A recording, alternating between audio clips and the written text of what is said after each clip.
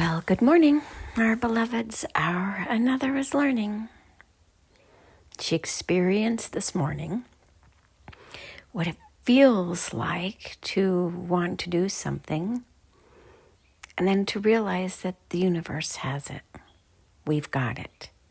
You don't need to try to save people. It's the universe's job to save them. It is your job simply to be authentically you with no desire to change, help, heal, or support anyone.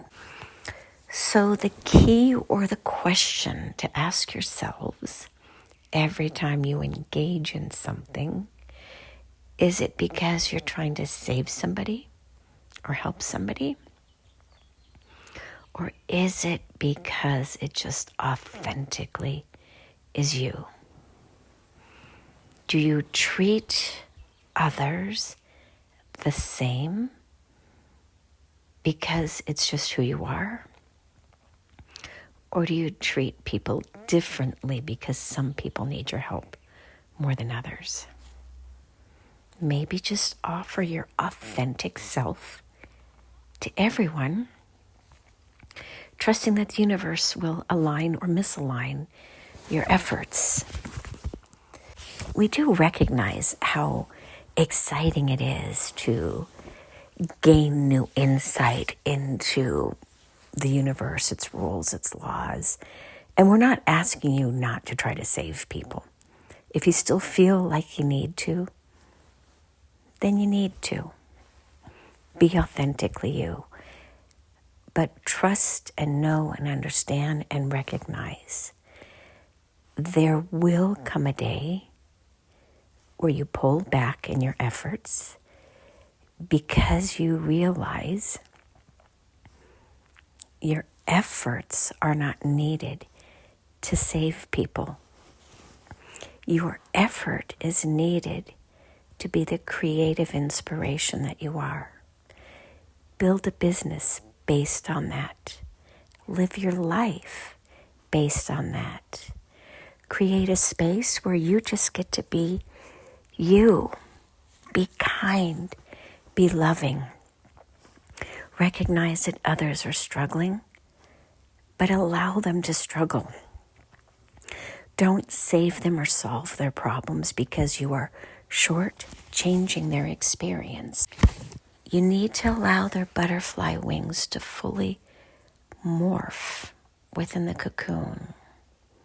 But this also does not mean to kick the cocoon out of the way, to move it from its current place, to be unkind to it, to ignore its needs.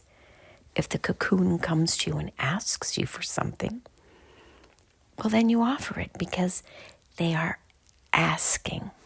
It is the unsolicited advice that we are speaking of here.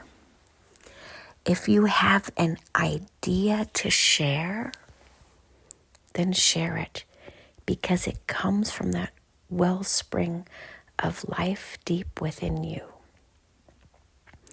But know that the universe has perfect order, that the chaos that you see around you is not really chaotic.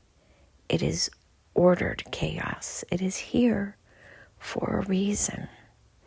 And if you can step back and allow the universe to continue its path while you are simply authentically you without a need to save the world, but just to express yourself, then and only then will the world order itself into a more chaos-free or alternatively chaos-friendly environment.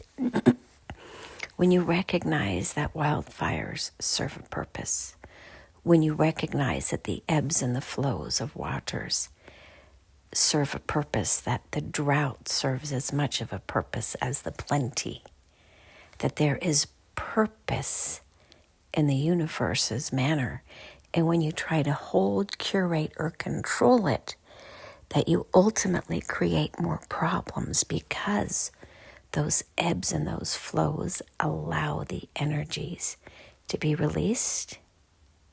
When you allow yourself to cry, when you allow yourself to feel, when you allow yourself to express, when you allow yourself to simply be a living example of what it is to be human in spirit form or spirit in human form. Because right now, as we try to merge the yin and the yang, the dark and the shadow with the light and the soul, when you recognize they are all one and the same, just simply different sides of the coin, you will allow your fullest expression to be presented, because it is time. In order for the lion and the lamb to lay together, they must first fully express their lion and their lamb energy to inhabit what they are. And when there's no more need to kill or harm or destroy, then and only then can the lion and the lamb lay together. Where do you kill critters within your life? Spiders, ants, black widows, which are spiders, brown recluses. Where do you feel the need to play God when you think I am unsafe? It is that desire to kill something versus relocating or cohabitating. It is within the beauty of the trust of the system. And we are not saying live with a brown recluse, but we're also saying don't automatically squish everything within your environment because you don't feel safe. Work on what within you makes you feel unsafe so that you can maybe opt for different solutions. It is your hatred for that which you don't understand or don't like or don't accept that causes the problem of hatred and war. It is cyclical. Find your own hatred within for that which you don't like or accept.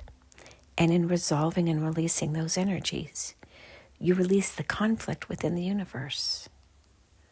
Could you live within a tent with other critters, trusting that all is well? And if you perish, it is because you are meant to, instead of sacrificing the life of another being because you somehow are superior. What makes you superior other than your might and your ability to kill? Maybe it is the weak and the humble and the meek and the unworthy who shall inherit the earth. Is that you when you feel like you can subject dominion over others who are lesser than you in all respects? It is the balance within the ecosystem that we speak of. Find where you have fear or dislike or lack of acceptance and work on you and only you, and let the universe order itself without your intervention or input. We have this. The problem at some level is man needing to fix things instead of being, creating, and loving. You don't need to solve the homelessness problem. You simply need to love your fellow man. Do you see the difference? One is solving a problem, and the other is just offering humanity grace by feeding it, tending to it, loving it, and nurturing it. One is compassionate based, and one is a superiorly driven model still. It is when you step outside of the solution-seeking model and into the compassionately based model that you will find the solution to humanity's qualms. And so it is. Namaste.